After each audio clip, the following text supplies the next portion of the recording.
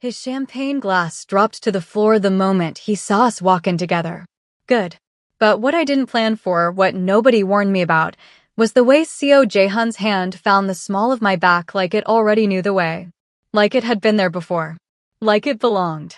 And the terrifying part? I didn't move away. I had asked him to pretend. Just for one night. Just long enough to walk into that wedding, let Kwame see me, and walk back out with my dignity intact. But he didn't look like a man who was pretending anything.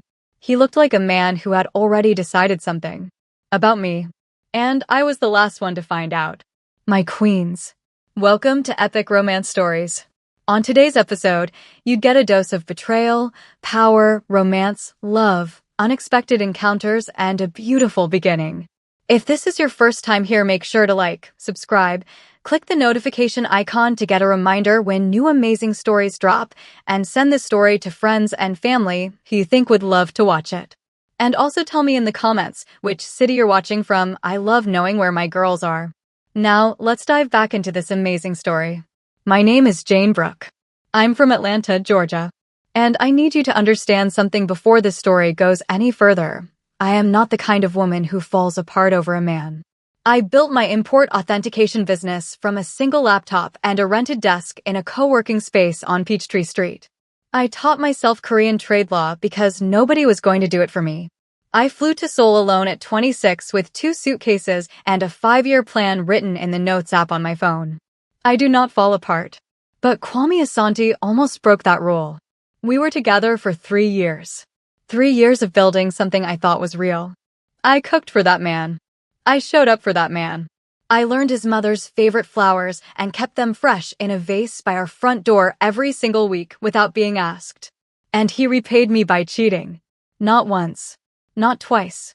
A pattern. A whole carefully managed second life that he thought I was too in love to notice. The thing about Kwame was that he wasn't just a cheater, he was a bad one. Sloppy. Careless. The kind of man who left receipts in jacket pockets and forgot which lie he'd already told. But here's what really finished us. It wasn't the cheating alone that ended it. It was what he said when I finally confronted him. He looked me dead in my eyes and said, "You're too difficult, Jane. You question everything. You don't just let things go." He wanted a woman he could manage. A woman soft enough to mold. And I was never going to be that. So he left me for Yuna, a woman his family had been quietly approving of for months, while he was still sleeping beside me. He moved on so fast it felt choreographed. Because it was. The wedding invitation arrived on a Tuesday. Cream envelope. Gold lettering. My name written in his handwriting like he thought that personal touch would soften the blow. It didn't. My best friend Temi called me the same night. I could hear wine in her voice before she even said hello. "You are not going alone," she said. "I'm not going at all," I told her. "Jane."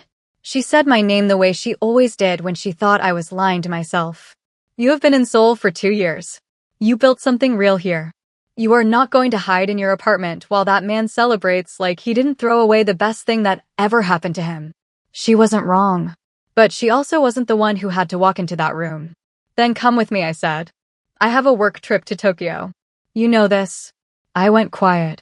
And then she said it. The thing that was supposed to be a joke. Just bring someone terrifying.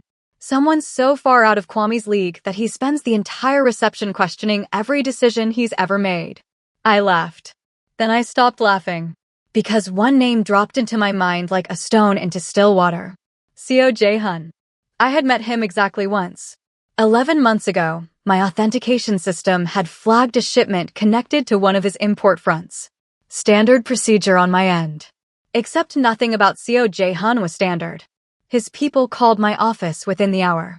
And then, instead of sending a lawyer or an enforcer, he came himself.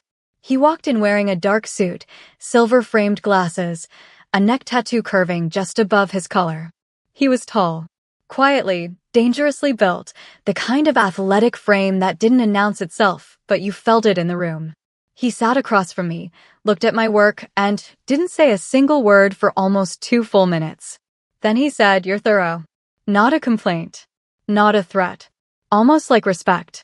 We resolved the paperwork discrepancy in under an hour. He stood to leave, buttoned his jacket, and paused at the door. If your system flags anything connected to my name again, Miss Brooke, call me directly. Not my office. Me. He slid a card across my desk. And he left. I told myself it was a warning. I kept the card anyway. Now I was sitting on my apartment floor at midnight, that card between my fingers, asking myself if I had genuinely lost my mind.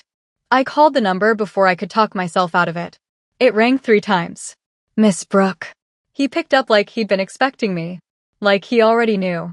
My throat tightened. Mr. CO. I have an unusual request. A pause. Then, I'm listening. I told him everything. The wedding. Kwame. What I needed. I kept my voice steady and professional because that was the only way I knew how to survive embarrassing myself. When I finished, the line was silent for so long I thought he'd hung up. Then Saturday. 7 p.m. Send me the address. The call ended. I sat there staring at my phone. He said yes. Just like that. No negotiation. No conditions. No questions about why a woman like me was calling a man like him for something like this. And that right there should have been my first warning. Because men like CO Jae-hun don't do anything without a reason. I just didn't know yet what his was. Saturday came faster than I was ready for.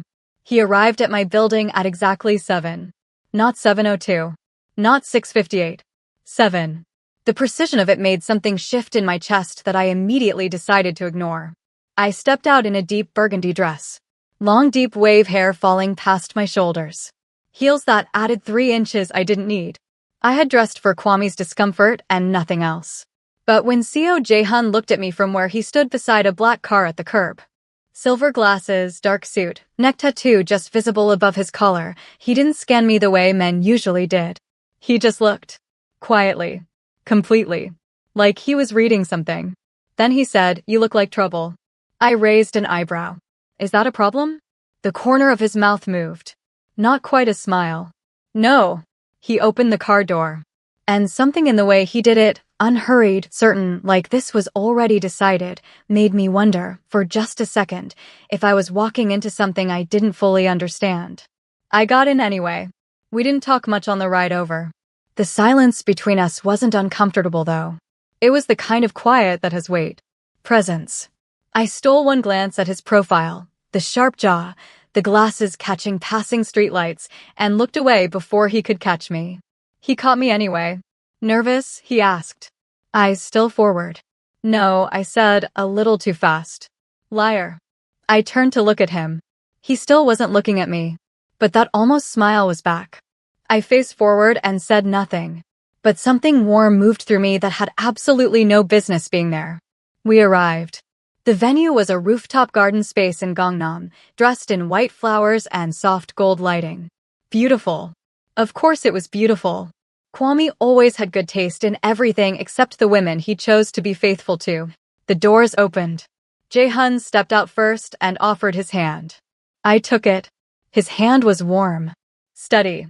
And when he placed his other hand at the small of my back to guide me through the entrance, that was the moment. That was the moment it stopped feeling like pretend. We walked through those doors together, and the room shifted. People noticed him before they noticed me. They always did. You couldn't look at CO Jae-hun and stay casual. He commanded attention by simply existing. And then I saw Kwame. He was mid-laugh at a table near the center of the room, champagne glass raised. And then he saw us.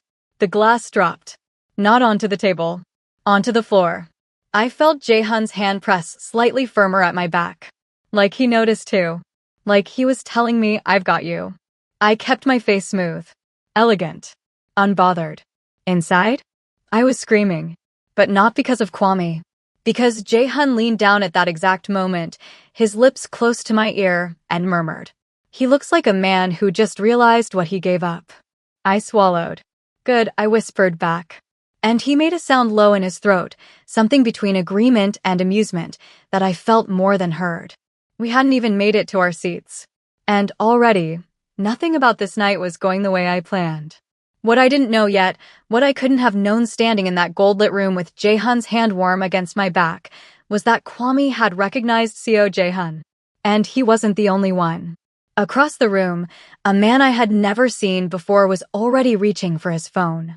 I didn't notice the man with the phone at first. I was too busy pretending I wasn't affected by the warmth of Jaehyun's hand still resting at the small of my back. Too busy keeping my expression composed while every nerve in my body was doing something completely unhinged. We were shown to our table. Jaehyun pulled out my chair before the usher could reach it. Smooth. Automatic. Like it was instinct and not performance. I sat down and told myself to breathe. The wedding hadn't even started yet. Kwame's mother found us within minutes. Of course she did. That woman had the social instincts of a hawk and the subtlety of a foghorn.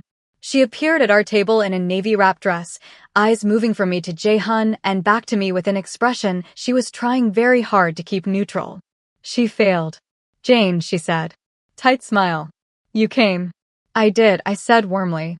You look wonderful, Mrs. Asante.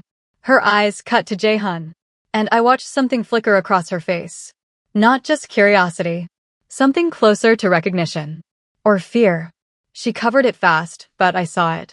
And your guest? Jaehyun looked at her. He didn't smile. He didn't extend his hand. He just looked at her with those silver-framed eyes in a way that made the air around the table feel thinner. Seo Jaehyun, he said. Simply. Finally. Mrs. Asante blinked. How lovely. She left within 30 seconds. I leaned slightly toward him. What was that? Nothing, he said, reaching for the water glass in front of him.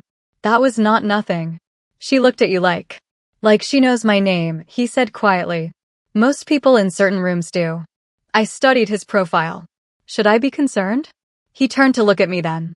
Fully. Those eyes behind the silver glasses holding mine with a steadiness that made my chest do something stupid. Not tonight, he said. Not tonight. Not never. Not, don't worry. Not tonight. Which meant there was a tonight, and there was everything else, and he had just drawn a line between them without explaining what lived on the other side. I filed that away. The ceremony began, and I focused forward. The bride was beautiful. I won't pretend she wasn't. Yuna floated down the aisle in ivory silk, and I felt nothing about her. No jealousy. No bitterness. She hadn't done anything to me. It was him I watched. Kwame stood at the altar, and he was supposed to be looking at his bride. He was. Mostly. But twice, his eyes cut sideways across the room. To our table. To me. And both times, Jaehyun was already looking back at him. Not aggressively. Not theatrically. Just watching. Calm and absolute, the way a man watches something he has already assessed and categorized and filed under not a threat. Kwame looked away first. Both times. Something deeply satisfied uncurled in my chest. Dinner came.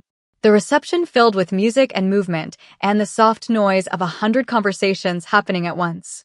Jaehyun and I talked. Really talked.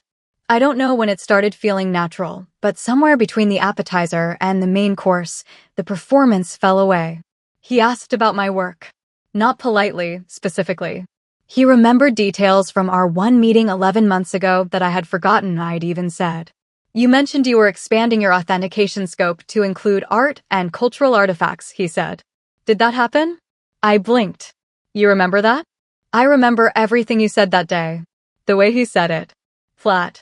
Matter of fact. Like it was simply true and he saw no reason to dress it up. I looked down at my plate for a second because I didn't know what to do with that. It happened, I said. Slowly. But yes. Good, he said. You were wasted on import paperwork. I laughed before I could stop it. A real one. And he watched me laugh with an expression I couldn't fully decode, something quiet and focused, like a man watching something rare that he didn't want to look away from. What? I said, catching him. Nothing, he said. But he didn't look away. And I felt it then. That pull. Low and slow and completely uninvited. The kind that doesn't announce itself, it just settles into you while you're not paying attention, and by the time you notice, it's already made itself at home. I picked up my wine glass, looked across the room, grounded myself. That's when I saw the man again. He was 3 tables away. Older. Korean. Expensive suit, but something off about the way he was sitting, too still, too watchful in a room full of relaxed people. He wasn't watching the newlyweds. He was watching our table. Watching Jaehyun. And his phone was in his hand again. Jaehyun, I said quietly. I see him, he said. He hadn't even turned to look. Don't stare. Who is he? A pause. Just long enough to tell me the answer wasn't simple. Someone who shouldn't be at this wedding, he said. My pulse ticked up. And yet here he is. And yet, I kept my face forward. Kept my expression easy. Are we in danger? He turned to look at me then, and the steadiness in his eyes was almost maddening. Do you trust me? I met you twice, I said. That's not what I asked. The music shifted. Something slower. Warmer. Couples began moving toward the small dance floor near the front of the room. Jae-hun stood. He extended his hand across the table. Dance with me, he said. And then lower, it's not a request. I need us closer to the exit, and I need it to look natural. My heart was doing 3 different things at once. I took his hand. He led me onto the floor and his arm came around my waist, and suddenly there was very little space between us, and every thought I had lined up to think dissolved completely. We moved slowly. He was a controlled dancer, not showy, not stiff. Just present. His hand at my waist firm and warm. My hand on his shoulder, and I could feel the muscle beneath the fabric of his jacket, and I was having a very serious conversation with myself about keeping it together. Don't look at him directly, Jae-hun murmured near my ear. But he just made a call. What does that mean? It means we have maybe 20 minutes before this evening becomes complicated. I tilted my head back slightly to look up at him. Complicated how? His jaw tightened. Just barely. The man watching us, he works for a rival syndicate. My being here tonight was not something they were expecting. And now they know. I stared at him. Jae-hun. This was supposed to be a fake date. It still is. People are calling their syndicates about your fake date. Something moved in his eyes. It might have been amusement. Welcome to my life, Jane. And God help me, I almost laughed again. In the middle of all of that, I almost laughed. He pulled me fractionally closer. His chin dipped toward my temple. To anyone watching, we looked like 2 people lost in each other. And the horrible, traitorous truth was that I wasn't entirely performing anymore. When I say we're leaving, he said quietly, we leave. No goodbyes. No looking back. Okay, I whispered. And Jane. Yes. His voice dropped so low I felt it more than heard it. Whatever happens tonight, you're safe. I need you to hold on to that. I looked up at him. And something in his expression, just for a second, just beneath all that controlled stillness, looked almost like it mattered to him. Like I mattered to him. Not as a situation to manage. As a person. I didn't know what to do with that. So I looked away. And that's when I saw Kwame crossing the dance floor toward us. He stopped 3 feet away. Hands in his pockets. Trying to look casual and failing completely. Jane, he said. Can we talk? Jae-hun's hand didn't move from my waist. He didn't look at Kwame. He kept his eyes on me like Kwame was furniture. It was the most devastating thing I had ever witnessed. You're interrupting, I said pleasantly. Kwame's jaw flexed. His eyes finally cut to Jae-hun, and the confidence drained out of his face slowly, like water leaving a basin. He stopped. Started again. I wanted to say that you look, I'm glad you. Kwame. My voice was soft. Final. Go back to your wife. He stood there for 1 more second. Then he left.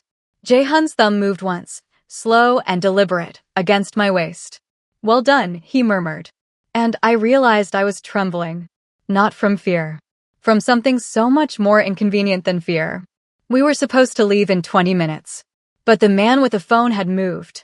He was now standing between us and every exit in the room.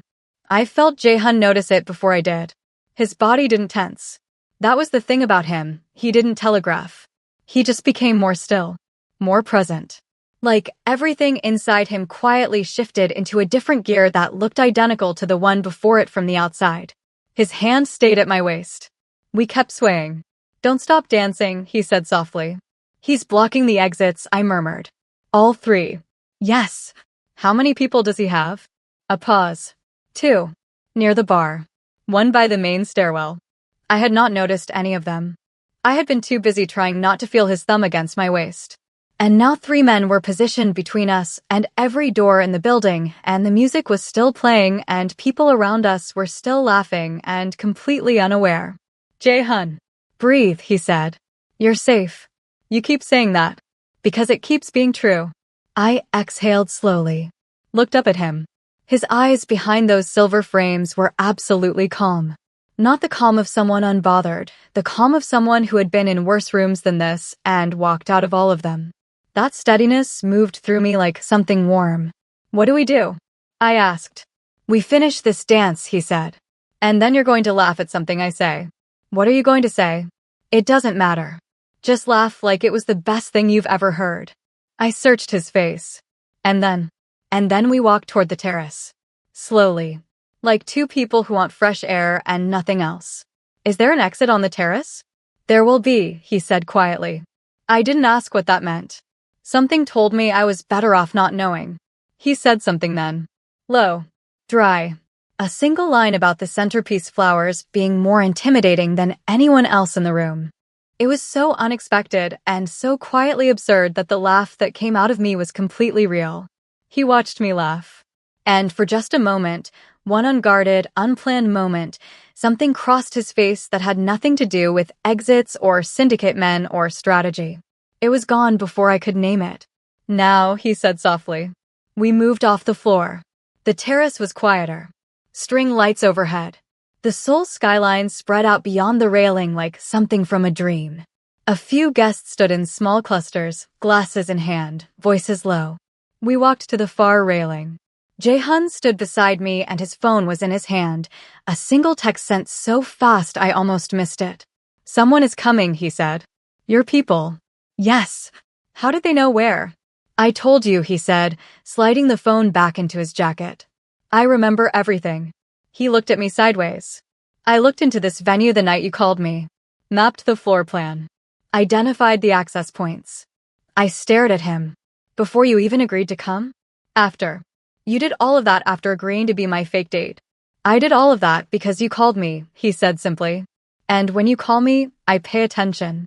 The skyline blurred slightly in my vision. Not from tears. From the sheer, overwhelming weight of being seen like that. Being prepared for like that. By a man I had met twice. Who had apparently been paying attention to me for 11 months without my knowledge. "Why?" I asked. The word came out smaller than I intended. He turned to face me fully then. Leaned one arm against the railing. Looking at me with that quiet, complete attention that I was rapidly losing the ability to deflect. "You flagged my shipment," he said. Correctly. Professionally. Without fear. Most people in your position would have quietly looked the other way the moment they saw my name on the documentation. "I didn't know your name at that point," I said. "I know," he said. That made it more interesting. I held his gaze. "I'm a business, Jae-hun. Not interesting. Just thorough." "You're both," he said. "And you know it." The night air was warm between us. Too warm. I turned back to the railing and looked out at the city because looking at him was becoming genuinely unsafe for my ability to think clearly. "He's still watching us," I said quietly. The man with the phone had appeared at the terrace doors behind us. "I know," Jae-hun said. "He's getting closer." "I know." "Jae-hun." "Jane. Look at me." I turned. He reached up slow, deliberate, giving me every opportunity to step back and brushed a strand of my deep wave hair away from my face. His fingers barely grazed my cheek. Barely. And I felt it everywhere. "I need him to think we're distracted," he murmured. "Can you work with that?" My voice had temporarily relocated. "Yes." His hand stayed. Jaw close to my temple. His thumb resting at the edge of my cheekbone like it was the most natural place in the world. "You're doing beautifully," he said softly. "Don't," I whispered. "Don't what?" "Say things like that when I can't," I stopped. "When you can't what?" His voice was low. Careful. Like he already knew the answer and was giving me the space to say it anyway. I didn't finish the sentence. But I didn't move away either. "My queens, I need to pause here because something is happening that I did not sign up for and I need you to weigh in. Drop in the comments, are you team Jane falling first, or do you think Jae-hun has already been down bad since that first meeting 11 months ago? Because I am watching this man map floor plans and brush hair off faces, and I need someone to talk to. Tell me what you think and don't forget to like this video. It genuinely helps more of my queens find this story." His phone vibrated once. He glanced at it without moving away from me. 30 seconds, he said. "For what?" And then it happened. The lights on the terrace went out. Not all the lights in the venue. Just the terrace. A clean, specific cut that plunged us into nothing but soul skyline and string light glow. Guests gasped. Voices rose in confused murmurs. Someone dropped a glass. Jaehyun's hand moved from my face to my hand. Firm. Certain. Now we walk, he said. He moved and I moved with him because at this point my body had simply decided to trust him before my brain caught up. We cut through the confusion of shifting guests along the far terrace wall to a service door I had not noticed when we arrived. It opened from the outside. A man held it. Broad. Quiet. One nod to Jaehyun, and then we were through and into a stairwell lit by emergency lighting and the door closed behind us. I exhaled. My legs were steady. Barely. That was your people, I said. Yes. The lights.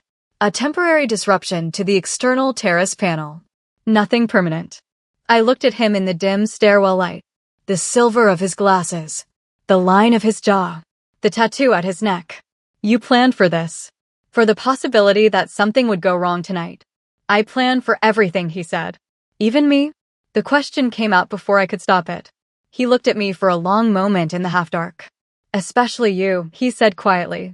And my heart did something it had no right to do. We reached the ground level. A car was already waiting, different from the one we arrived in. His man opened the door without a word and Jaehyun guided me in with that same hand at my back that had started everything. The door closed. The city moved past the windows. And then the adrenaline started to leave my body all at once and something rawer moved in to replace it.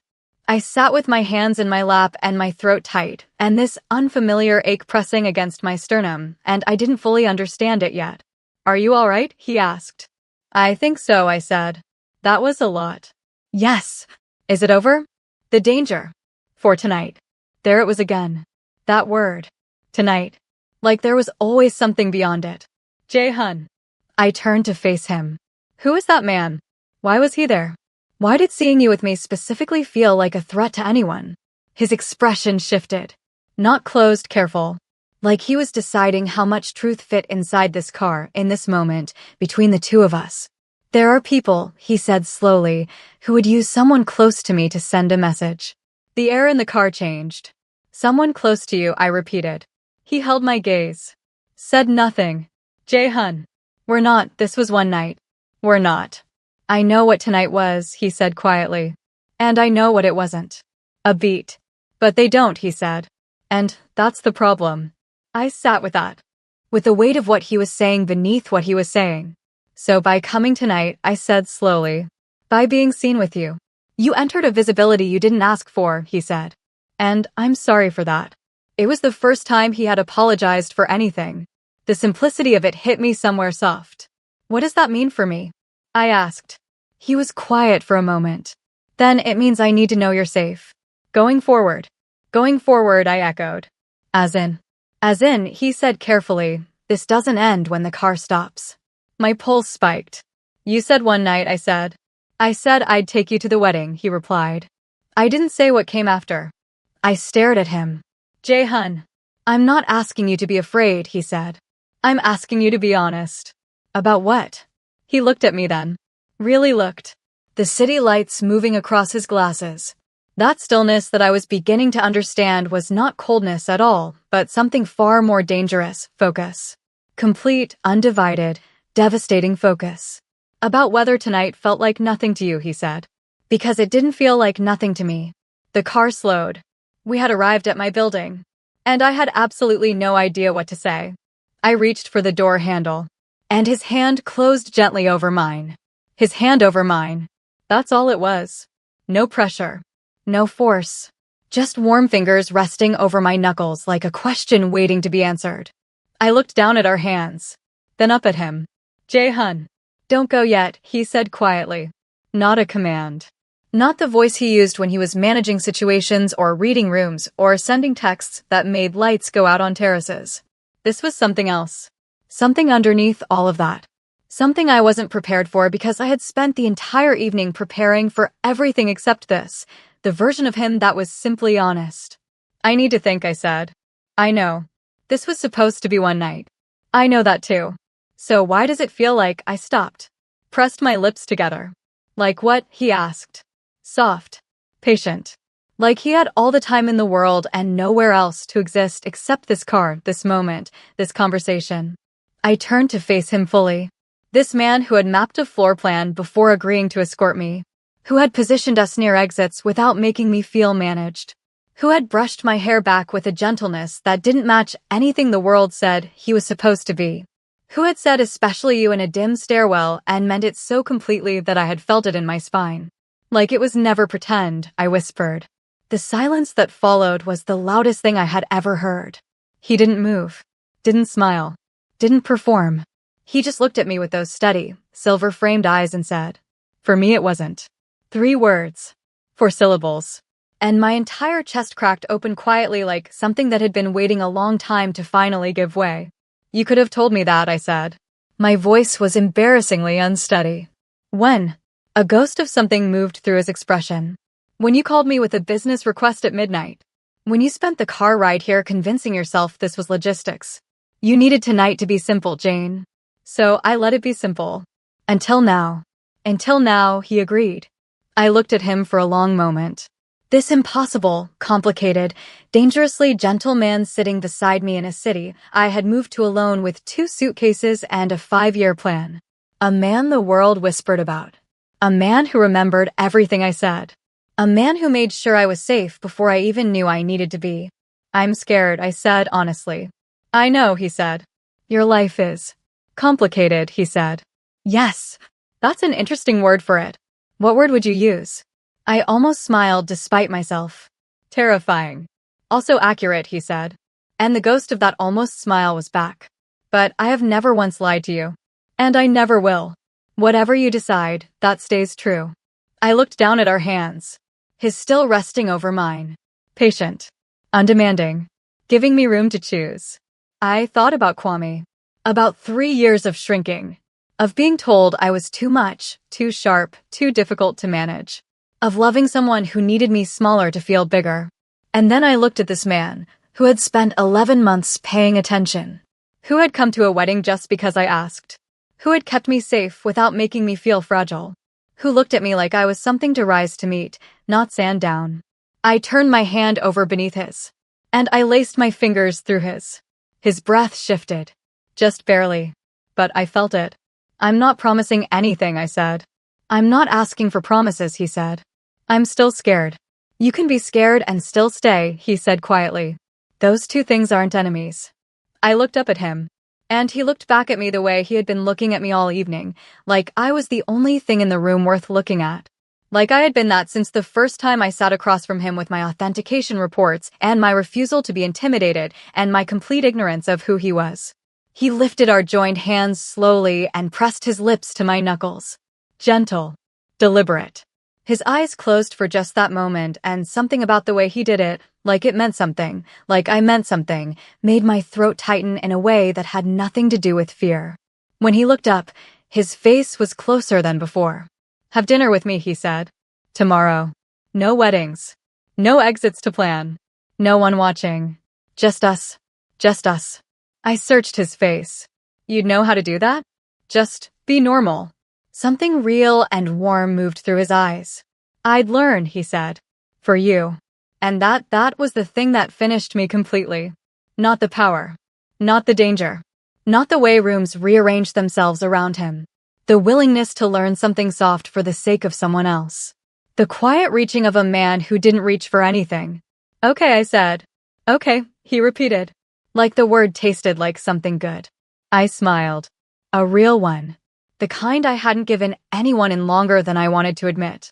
And he looked at that smile like he was filing it somewhere permanent. I got out of the car eventually, walked to my building entrance and turned back once.